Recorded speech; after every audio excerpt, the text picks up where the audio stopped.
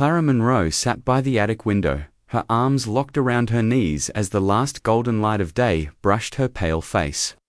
The glass distorted the world outside, but the truth inside her had never been clearer. She wasn't a guest in the Ellison home, she wasn't even family. She was a burden, a debt they planned to erase the moment they found someone willing to pay the price. 7 months had passed since the crash that took her parents. It was raining hard that night, and the knock on the door came like thunder. 2 officers stood there, eyes avoiding hers, voices flat. Clara, just 19, dropped to the floor and clutched a framed photo of her parents, as if the picture could keep her whole, but it didn't. Nothing did. And when the funeral ended, and the house emptied, she was shipped off to Connecticut to live with her mother's sister, Margaret Ellison, and her wealthy husband, Charles. Their mansion looked like a page from a magazine. Grand chandeliers, marble floors, staff that moved like ghosts, but it had no warmth, no welcome, and no place for her.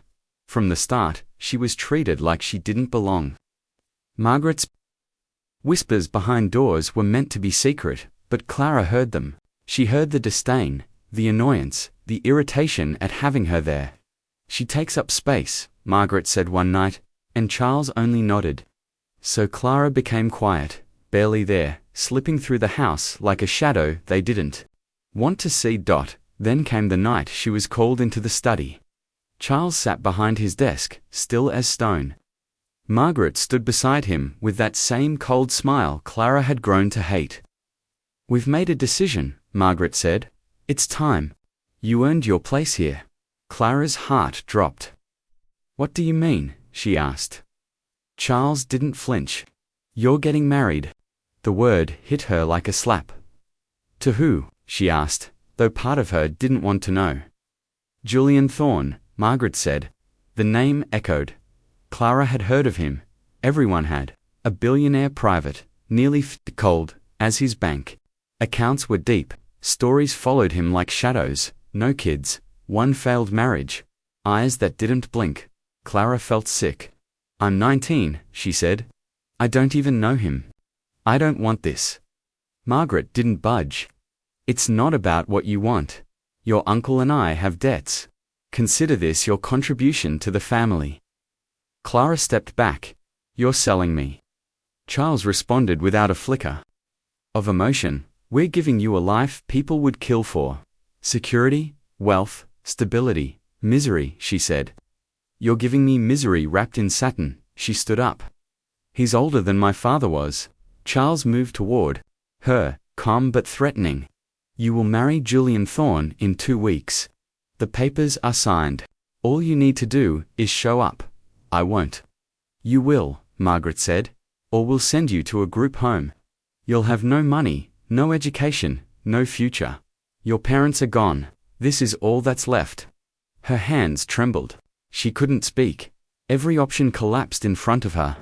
That night, Clara lay in the dark and stared at the ceiling like it could save her. There was no one to call.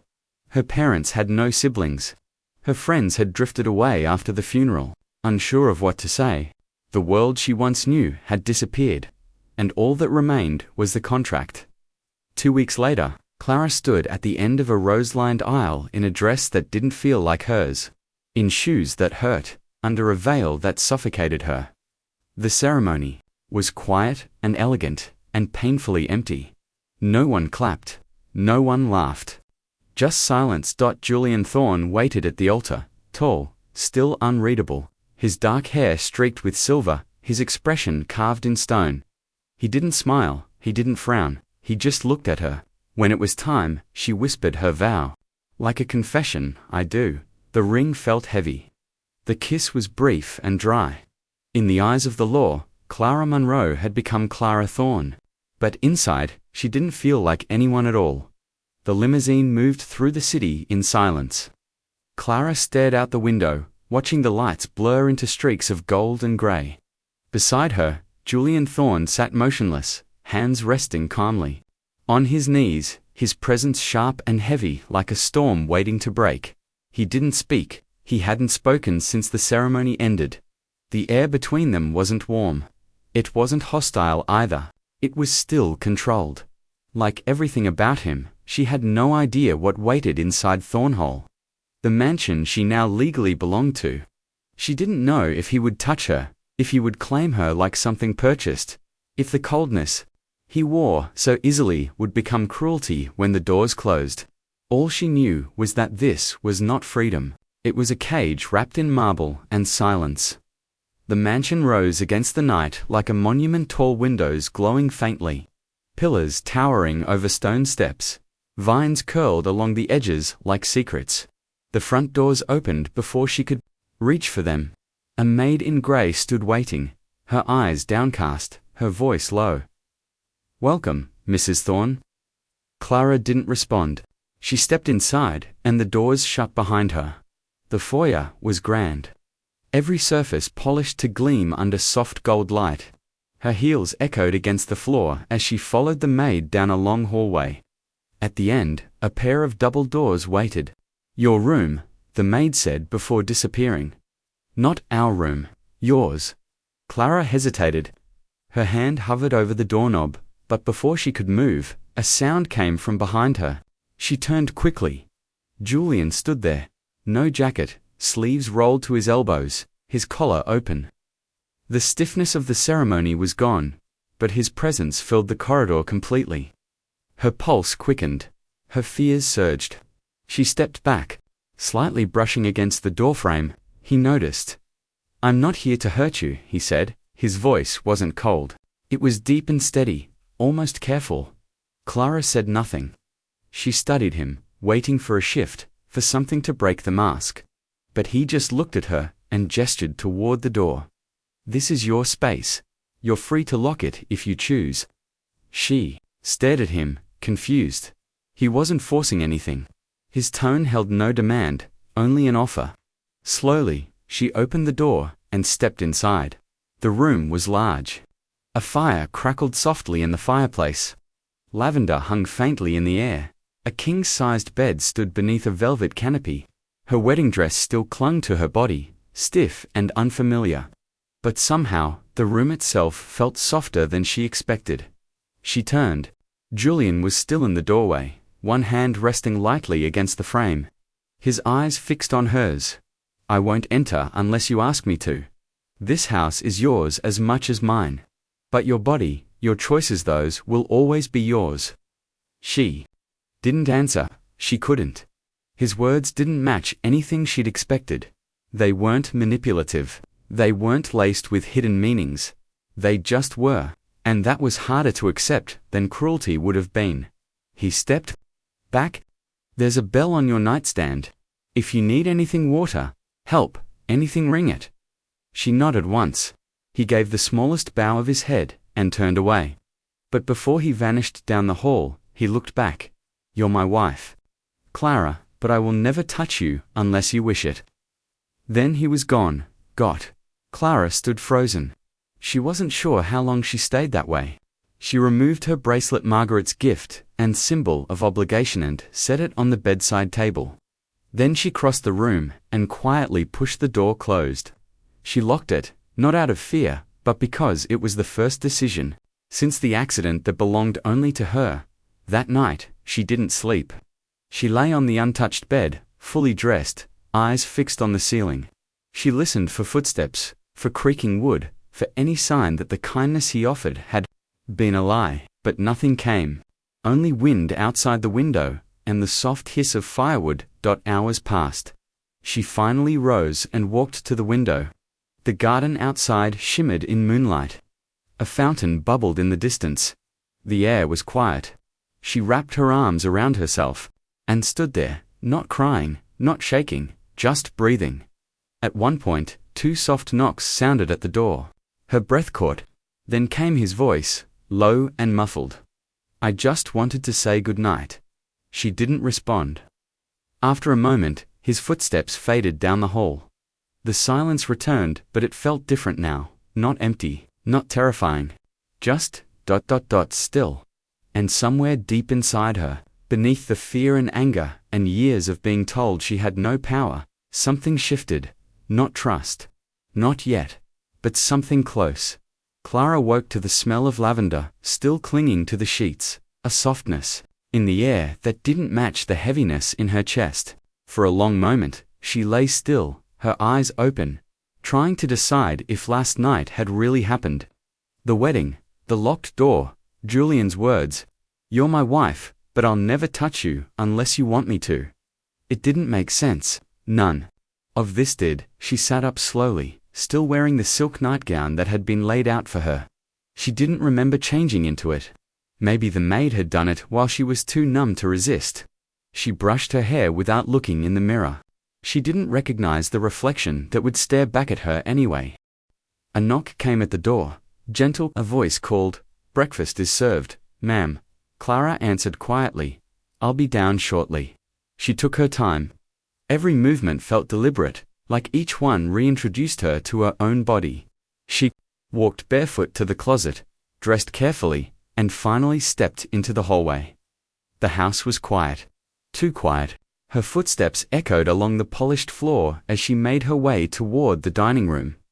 When she entered, what struck her wasn't the size of the room or the shining chandelier or the oil paintings that stared down at her from the walls. It was the man already seated at the head of the long table. Julian Thorne looked different in the morning light. He wasn't wearing a suit. Just a charcoal grey sweater, sleeves pushed up, black slacks, hair slightly damp as if he'd stepped out of the shower minutes ago. A folded newspaper sat untouched beside his plate. He wasn't eating, he was waiting. Clara hesitated at the threshold. His eyes met hers, unreadable but softer than last night. "Good morning," he said, rising slightly. She nodded. "Morning." He gestured to the seat next to him, not at the far end of the table, not separated by distance, but close, side by side. She sat. The butler appeared silently and poured juice into her glass. Her fingers trembled slightly as she reached for it. "Hope you slept well," Julian said, cutting a piece of toast but not eating it. "I did. Thank you." The answer surprised her. They ate in near silence, but it wasn't sharp or cold. It was breathable, like space between breaths. When she finished, she placed her napkin down slowly, unsure of what to do next. Part of her expected a list of rules, expectations, demands. Instead, Julian stood with her. "I'll be in my office for most of the day. You're free to explore the house. There's a library, a garden, a music room if you play." She blinked. "You don't want me to do anything?" He tilted his head. "You're not here to serve, Clara. You're here to live." Those words struck harder than any command would have. She nodded once. He turned and walked away. She didn't know what to do with the rest of the morning, so she wandered. Slowly, carefully, her steps took her through winding halls lined with old photographs and thick, velvet drapes. She passed doors left half open and heard faint sounds of the house breathing around her footsteps on marble. The ticking of antique clocks, wind pressing against the windows. Eventually, her path led to the library. The door creaked as she entered. The room was vast, with dark wooden shelves stretching to the ceiling. Books lined every surface: classics, biographies, leather-bound volumes, and paperbacks with worn covers. A fire crackled in the hearth. Everything smelled of old pages and something warm. She moved, instinctively, toward the window, her fingers brushing over the spines of books until she found one that called to her. Wuthering Heights. She sank into a leather armchair tucked beneath the window and opened it. For the first time since the accident, her mind began to breathe again. Hours passed. She lost herself in the words, in the rhythm of the story, until a soft knock on the door pulled her back. She looked up. Julian stood in the doorway, holding 2 mugs. "May I?" She nodded. He stepped inside and handed her one. "Chamomile." You looked lost in the pages. "I didn't want to interrupt." She accepted the mug, its warmth settling into her palms. "Thank you." He took the chair opposite hers, across the fireplace. Not too close, not far, just enough space for comfort. Just enough space to feel seen. "I didn't expect you to be a Brontë girl," he said. She smiled faintly. "I didn't expect you to bring me tea." He didn't laugh exactly, but something flickered behind his eyes. He took a sip from his own mug and watched the fire. She studied him for a moment. The lines of his face were sharper in the firelight. There was strength, but there was tiredness too. Maybe something else. You're not what I expected, she said quietly. He turned to her, his expression unreadable. I thought you'd treat me like part of the deal, she continued. Like something bought. That was never my intention. I know, she said. Now I know. She looked down into her mug, her fingers tightening slightly. He didn't press her to speak. He didn't fill the silence. He just waited, and, in that space, for reasons she didn't understand, Clara said something that surprised even herself. You remembered the tea, she said softly. And the library. And you didn't ask for anything in return. Julian looked at her, and in his eyes there was no victory, no calculation, just presence. You're my wife, he said. But more than that, you're a person. One who's been through enough. Clara stared into the fire, and something deep inside her shifted again. Not all the way, not yet, but it was starting. It started with the smallest things, a folded blanket on the armchair where Clara always read, a fresh cup of tea waiting by her windowsill before she even thought to ask. Nothing grand, nothing announced, just quiet gestures that lingered without demanding acknowledgement. Mornings arrived with a rhythm Clara hadn't expected. She would wake early, find the sunlight painting gold through the tall windows. And for a brief, strange moment, she didn't feel trapped. She didn't feel owned. She felt noticed. Julian never entered her space without invitation. He didn't knock late at night. He didn't make rules, but he was there. In the hallways at breakfast. Across the fire in the library. Never too close, never too far, just steady. One afternoon, Clara wandered into the west garden, her steps slow and uncertain. She didn't know what she was searching for until she saw it. Near the fountain, a small table had been arranged. A single chair, a glass of lemonade, mint leaves floating on the surface, and beside it, a plate of ginger honey biscuits, the exact kind her mother used to bake when she was a child. She hadn't told anyone, not here, not since arriving. She sat slowly, the chair warming beneath her, as sunlight poured gently across the table. Around her, the garden bloomed in perfect balance. Roses in full color, ivy climbing the stone walls, lilies nodding in the breeze, jasmine thick in the air. For the first time since she arrived, Clara didn't feel like a shadow haunting someone else's house. She felt present, whole, not healed, but breathing. Later that evening, she passed through the library. Something was different. A book had been placed on the reading table. Little Women, her copy. The one she'd packed in a box after the funeral and never opened again. It was beside a steaming mug of chamomile, still warm. Her eyes flicked toward the hallway. Was he watching? Was he waiting to see if she noticed? At dinner, she found the courage to speak. You remembered the ginger biscuits, she said without looking directly at him. Julian paused, his fork midair. You mentioned them once. You were talking about your mother. Clara blinked. The memory returned. That first night, when she couldn't sleep, when she was rambling just to keep her voice from shaking. I didn't think you were listening, she said quietly. I always listen, he replied, lifting his wineglass. His gaze held hers for a second too long. Later that night, she lingered near the library again. The door was open, golden light spilling into the corridor. She peeked inside and saw him. He wasn't reading, he wasn't working, he was sitting near the fire, turning something over in his hands. Her music box, the old one. The one she'd hidden at the back of her closet. It hadn't played in years. She stepped inside. Where did you find that? Julian looked up, surprised, but not startled. He set the box down carefully. Your maid dropped it while organizing your shelves. It was broken. She moved closer, her heart beating harder. It hasn't played since before the accident. He turned the small brass key. The melody began slowly, familiar, delicate. A lullaby her father used to hum. Tears gathered in Clara's eyes. I didn't fix it, Julian said quickly. I just asked someone who could. I didn't want to invade your space. She sat beside him on the rug, the fire flickering against her skin, the melody wrapping around her like memory. "I thought I'd forgotten this song," she whispered. He didn't speak. He didn't reach for her. He just sat beside her as the notes filled the silence. After a while, she looked at him. "Why are you being so kind to me?" His reply came slowly, as if pulled from somewhere far older than the moment. "Because I know what it feels like to live in a house full of people and still feel completely alone." She looked away, blinking hard. She didn't want to cry. Not now, not in front of him, but the tears came anyway.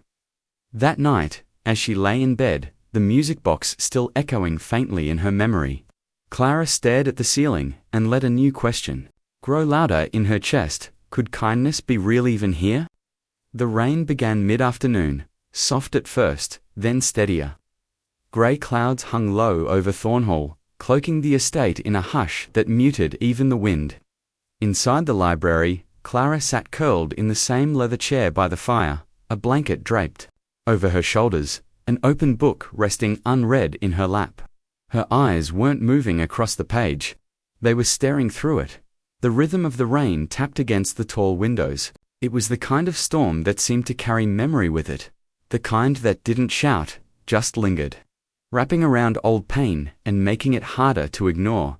She didn't hear Julian approach, but when she looked up, he was there. His presence didn't startle her anymore. He was holding 2 mugs again, and his expression held something she hadn't seen before. Not power, not distance. "Concern, you're somewhere else," he said quietly. Clara nodded, not looking away.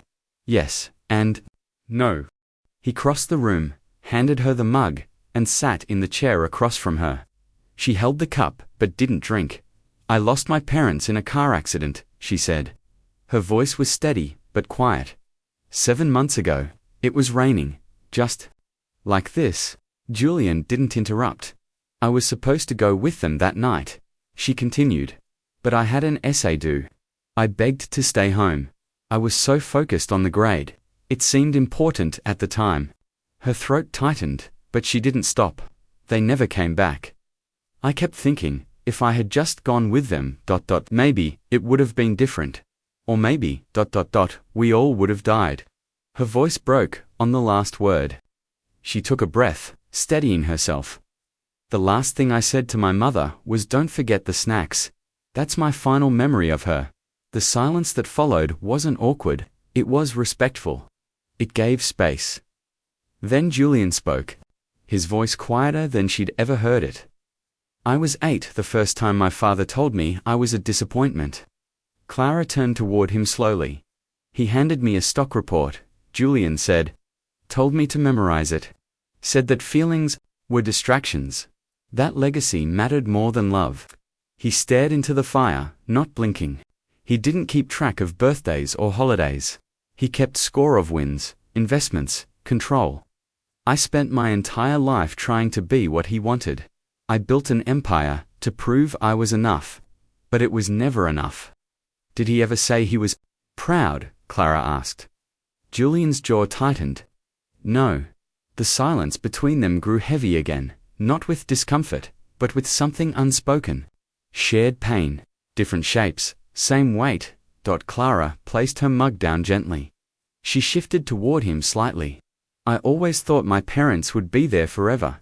I was soft because they let me be. I felt safe because they made the world feel safe." She looked down. "But after they died, I learned that softness isn't respected. Margaret didn't want warmth in her house. She wanted obedience. I wasn't family, I was currency." Julian looked at her, really looked. "I'm sorry," he said. Those 2 words carried more weight than full speeches from others. "I hated you," Clara admitted softly. "Before I met you, I imagined the worst. I thought you'd take everything from me, my body, my voice, my choice." "You had every reason to believe that," Julian said. "But you didn't," she whispered. "You never did." That was the moment something shifted. Not loudly, not suddenly, but completely. Julian leaned forward, resting his elbows on his knees. His voice dropped low. "You make me want to be different, Clara." Her breath caught. I've lived a life of deals, strategy, control. I never made space for softness. But when I saw you, I didn't want to own you. I wanted to undo what they did to you." Clara stared at him, heart pounding. "I didn't want to be saved," she said quietly. "I know," he answered. "I just wanted to stop the bleeding." She wrapped the blanket tighter around her shoulders, cold all of a sudden. He stood, sensing her withdrawal but not offended by it. "You don't have to say any of this again," he told her gently. "But if you ever do, I'll be here." He turned toward the door. "Wait," she said. He paused. "Thank you for not trying to fix what can't be fixed, and for not filling the silence with the wrong words." He looked back at her, the corners of his mouth curving just slightly. Sometimes silence is the most respectful way to stay. Then he left. Clara sat alone in the library, the fire crackling beside her. But it didn't feel like before. The room held the echo of presence, of listening, of something fragile that wasn't broken. The storm outside continued, but inside, something had begun to settle. Not entirely, but enough.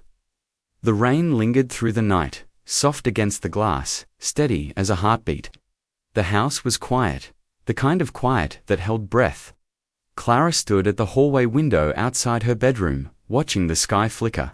With silver, her fingers rested on the cold pane, as if trying to touch the storm on the other side.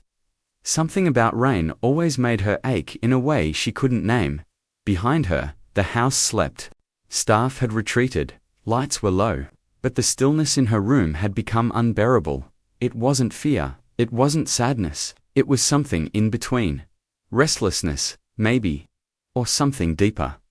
She stepped into the hallway, the blanket still wrapped around her shoulders. Her bare feet made no sound on the polished floors. She moved slowly, unsure where she was going, until she found herself standing outside the library again. The door was closed, but a thin line of light slipped from underneath. She knocked softly. No answer. She opened the door. Julian was seated, near the fire, one hand holding a glass of something amber, the other resting on the leather armrest. His eyes were closed. Firelight painted soft shadows across his face, easing the sharp lines, softening him into someone more human, someone who looked less like a name and more like a man. Clara took a step back, but his eyes opened. "Can't sleep?" he asked, his voice hoarse from stillness. She nodded. "Storm." She nodded again. He gestured to the chair beside him. It was her chair now, though no one had ever said so.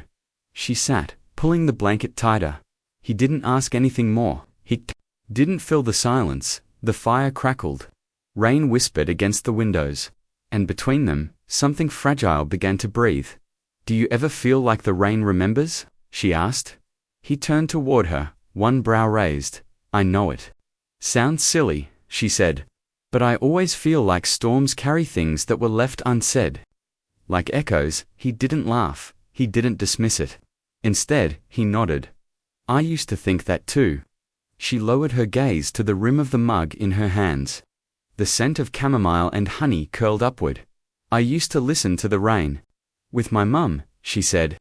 "We'd sit by the window and count the seconds between the lightning and the thunder.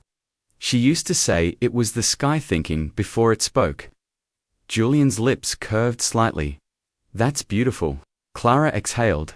Slowly, her body began to relax, piece by piece. She looked at him again. "You're not what I expected." He met her gaze. "I thought you'd treat me like part of the transaction. Something owned." "That was never my intention." "I know," she said. "Now I know." A beat passed. Another. And then, without planning to, Clara stood.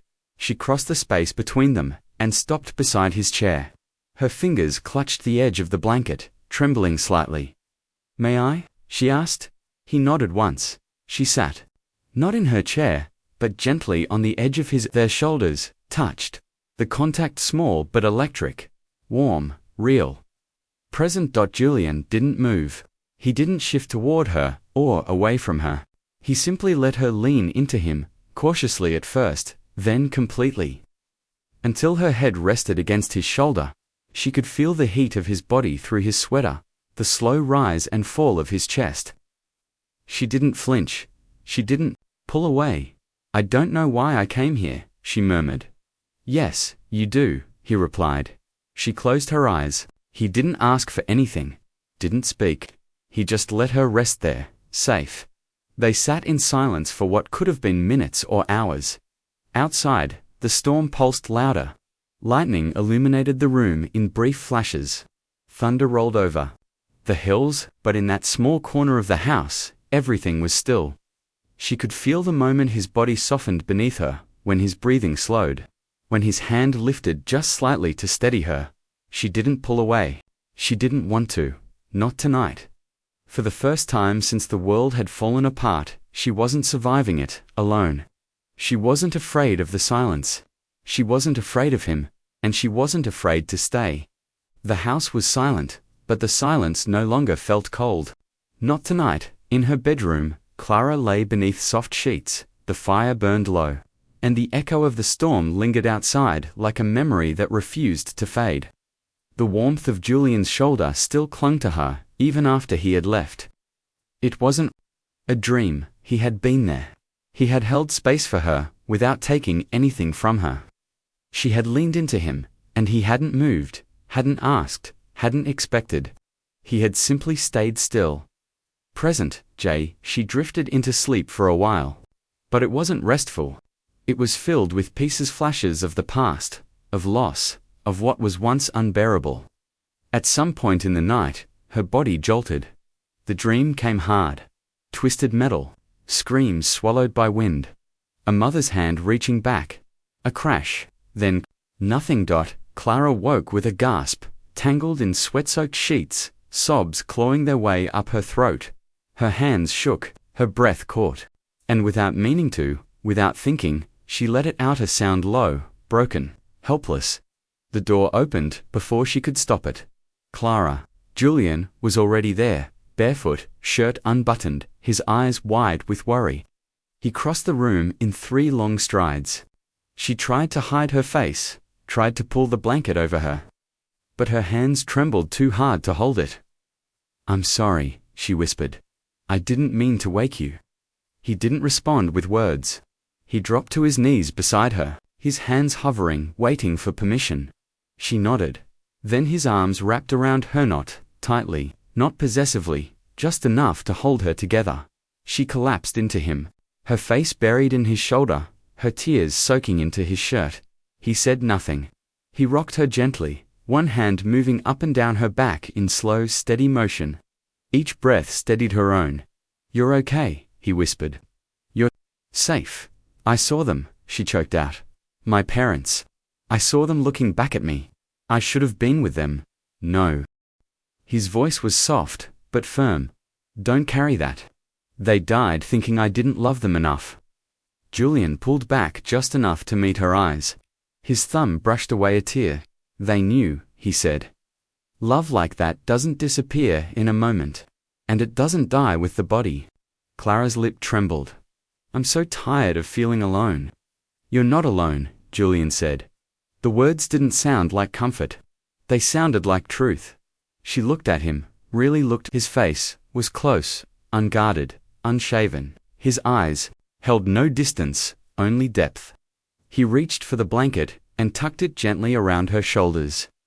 "I didn't think you'd come," she whispered. "I told you I'd be here."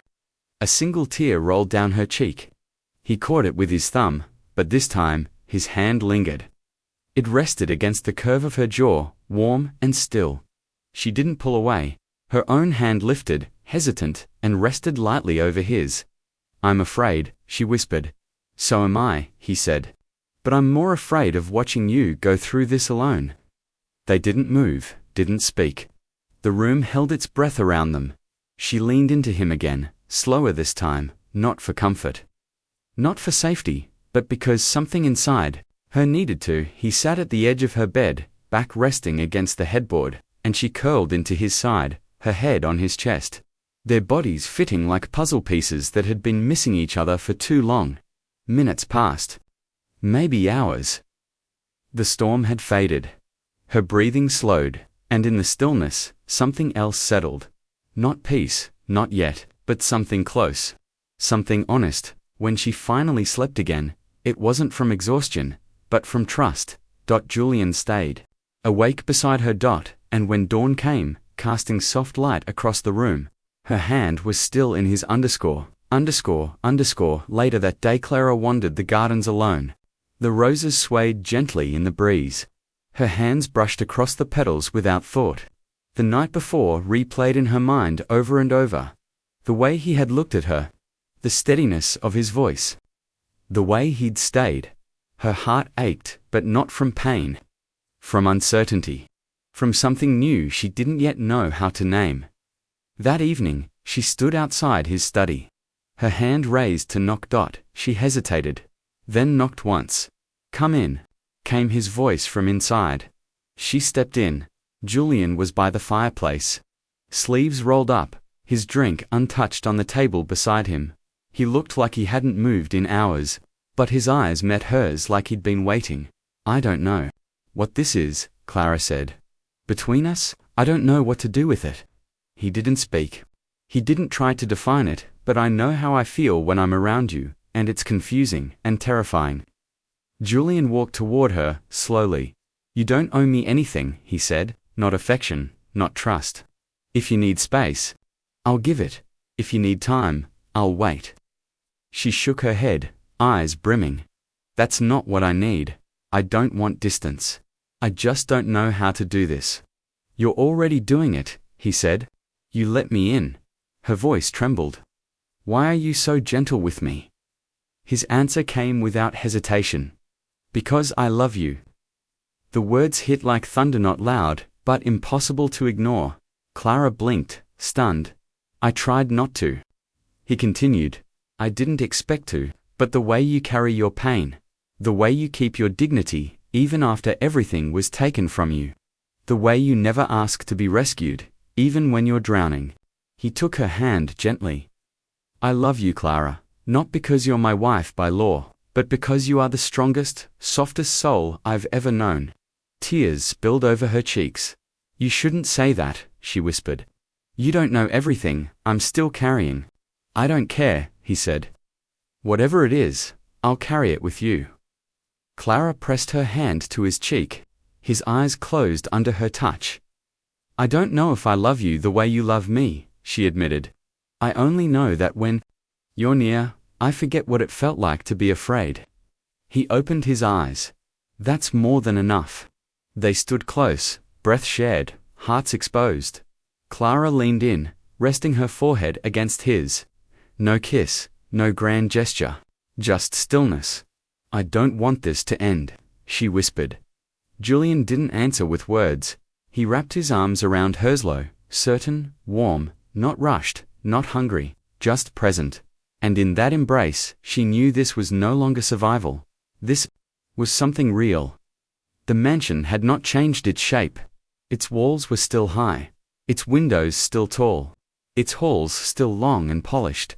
But something inside it had shifted, not in stone or structure, but in spirit. It began with sound.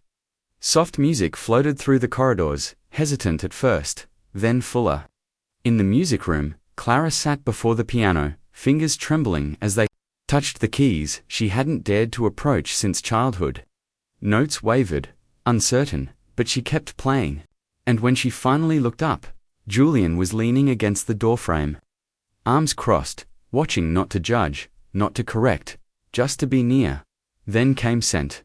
Warm cinnamon drifted from the kitchen. Fresh roses replaced the vases that had long stood empty. Lavender returned to the hallways.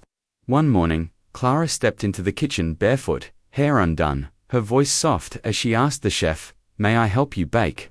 The woman had paused, startled, then smiled. From that moment on, Clara was no longer the quiet girl who stayed in her room. She became the soul of the house. The staff began whispering about her in a new way, not with cold curiosity, but with affection. She greeted them by name. She remembered birthdays. She noticed when a hallway was freshly cleaned, or when a bouquet had been rearranged. Her kindness wasn't loud. It simply existed, present in the way she paused to listen. in the way her eyes softened when she looked at people, instead of through them. And Julian noticed all of it, every small thing, the folded blanket she preferred by the fire, the chipped mug she refused to replace because it reminded her of home, the sketchbook filled with rough drawings of garden flowers, the book she left open on the windowsill with a pressed petal marking the page. Sometimes he'd return from the city late at night, and before he even stepped into the foyer, he could smell lemon scones in the air and hear laughter echoing from a distant room, her voice light and teasing. Once, she had been sold into this house like a transaction. Now, she had rewritten its entire rhythm. One afternoon, Julian found her in the library, sitting cross-legged on the floor beside the fire, reading to a little girl with wide eyes and a stuffed rabbit in her lap. The maid's daughter, Clara's voice was animated, gentle, rising and falling with the story's beats. The child clung to every word. Julian didn't interrupt, he just watched. And something inside him stirred, something he hadn't felt in years. Maybe ever. Later that evening, Clara sat beside him by the fire, barefoot, her legs curled beneath her, wearing one of his sweaters, the grey one she always stole from the laundry. Her hair was loose, her skin warm from the bath. She leaned into him without asking, without needing to. He reached up and tucked a strand of hair behind her ear. "You've changed everything," he said softly. She smiled without looking at him. "No, I just added a little life to what was already beautiful." He shook his head. "I had walls and furniture, Clara. You gave it soul." She turned toward him, her eyes soft. "This place used to feel like a palace I wasn't allowed to live in." He tensed slightly. She reached for his hand. "Now, it feels like a nest." He looked at her, surprised. "A warm, safe place I want to wake up in," she added. He brought her fingers to his lips and kissed them. She didn't pull away. He held her hand to his chest, as if anchoring it to the heartbeat he no longer hid.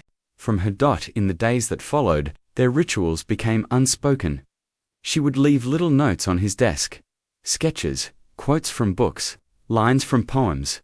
He would reply by placing bookmarks in her novels, a favorite chocolate left on her pillow. Dinner reservations, a pressed flower.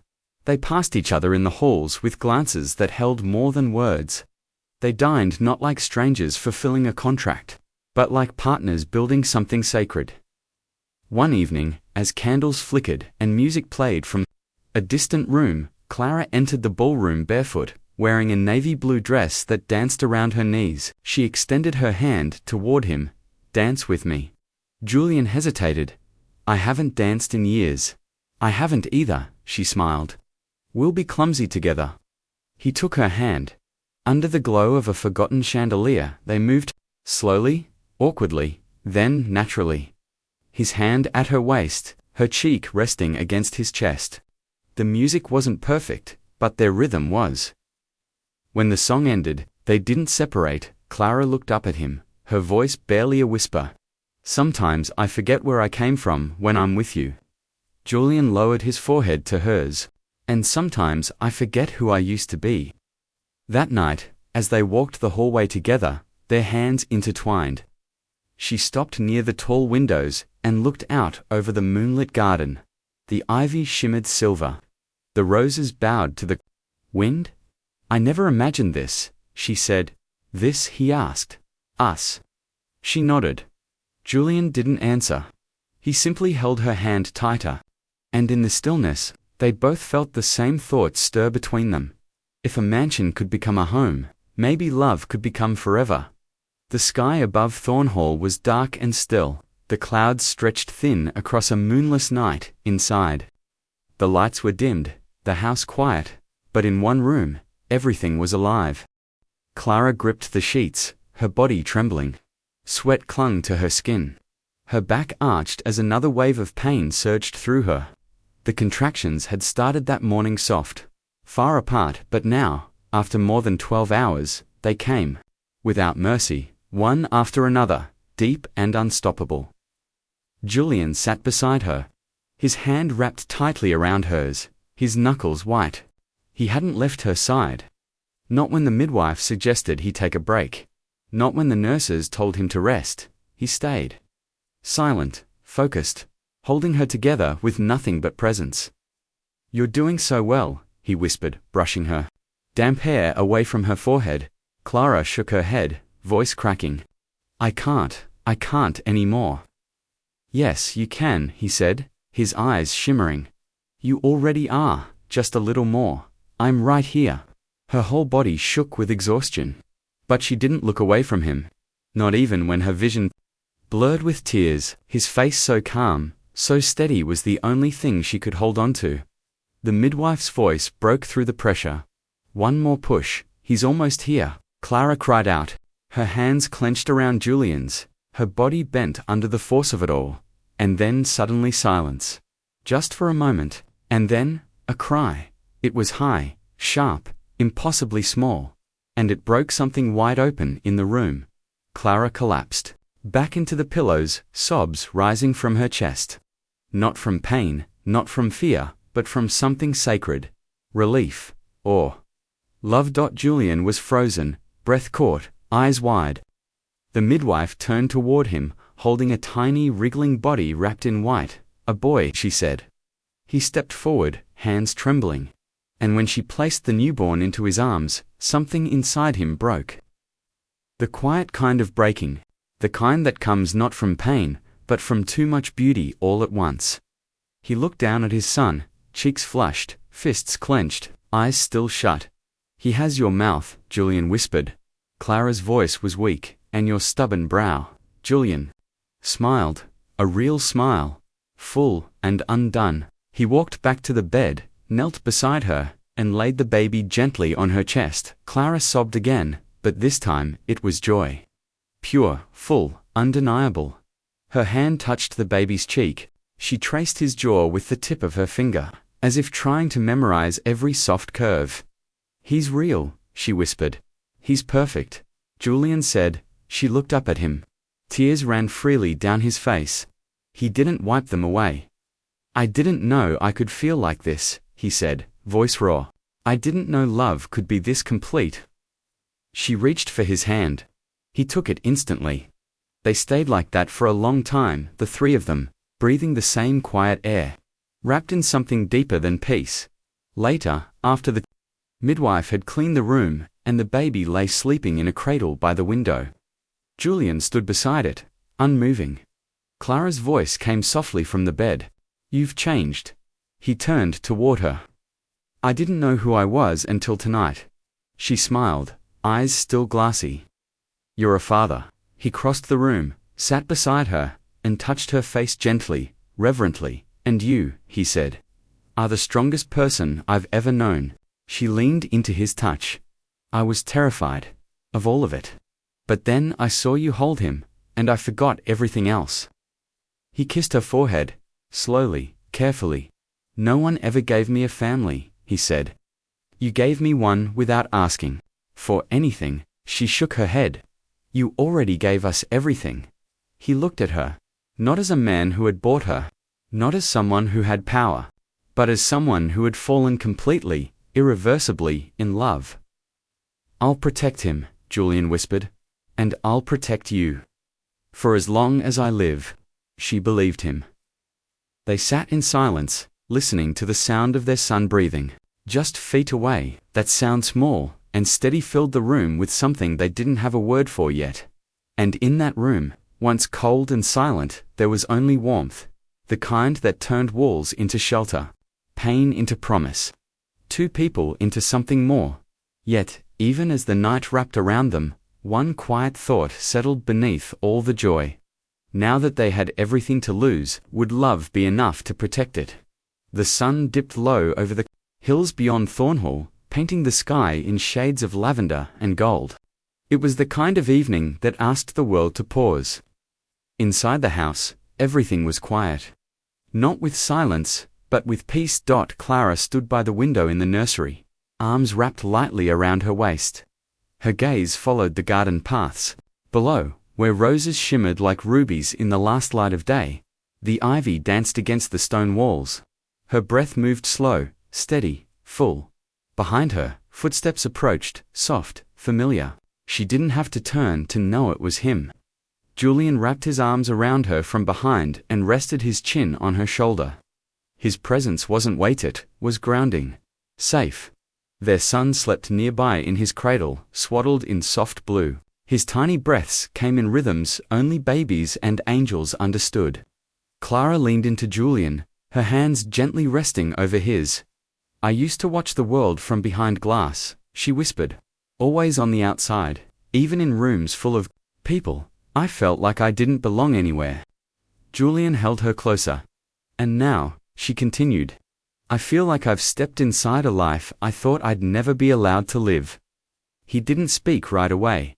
He didn't rush to answer. Instead, he pressed a soft kiss to her shoulder. Not filled with hunger, not even with passion, but with reverence. "With gratitude, I spent most of my life chasing the wrong kind of legacy," he murmured. "Control, power, reputation. None of it meant anything until you." Clara turned in his arms and looked up at him. Her fingers brushed the silver at his temples, the strong lines of his jaw, the softness in his eyes that only she ever saw. "And now?" she asked. Julian reached into his pocket and pulled out something small. He unfolded it carefully, like it mattered more than gold. A slip of paper, creased at the edges, her handwriting scrawled across it from months ago. A note she had left tucked between the pages of his book when she hadn't known what else to say. "Thank you for not breaking me." She stared at it, stunned. "You kept this." "I carry it every day," he said. "It reminds me of who I never want to be again." Her throat tightened. "You never broke me," she whispered. "You rebuilt me, word by word, look by look, choice by choice." Julian cupped her face gently, his thumbs brushing the corners of her mouth. "I will spend the rest of my life protecting what we've built. You, our son. This home you gave me more than I ever thought I could have." Tears slipped down her cheeks. "And you gave me back to myself," she said. He kissed her slowly, deeply, not as a beginning or an ending, but as a promise. A kiss that said, "I'm not going anywhere." A kiss that said, "This is real." A kiss that said, "You are my future." When they pulled apart, Clara rested her forehead against his. She smiled. "I used to wonder if love like this existed," she said. "Now I know it's the only thing that ever did." They stood there, arms around each other, while the fire crackled low behind them, and their son dreamed softly, just feet away. The house, once hollow and echoing, now breathed with life, with warmth, with the sound of love that didn't shout, it stayed. But as they held each other close, Clara's mind drifted just for a moment, not in fear, but in wonder. Because if love could rise from a place that had once been cold, if it could take root where silence used to reign, if it could be born from something broken and unwanted, then maybe it wasn't just love that had saved her. Maybe it was the choice to let herself be seen, to stay soft in a world that tried to harden her to believe. Even when everything had told her not to, they said she was ruined. They said no one would ever want a girl like her, young, orphaned, used as payment for someone else's debt. A girl with no say, no power, no future. For a while, she believed them, but Julian hadn't looked at her with pity. He had looked at her with recognition. He had seen not what was broken, but what had survived. He didn't try to save her, he stood beside her while she saved herself, and now, when Clara walked through the halls of the house she had once been sold into, she no longer felt like a prisoner in a palace. She felt free. Because love, the real kind, wasn't about grand gestures or sweeping declarations.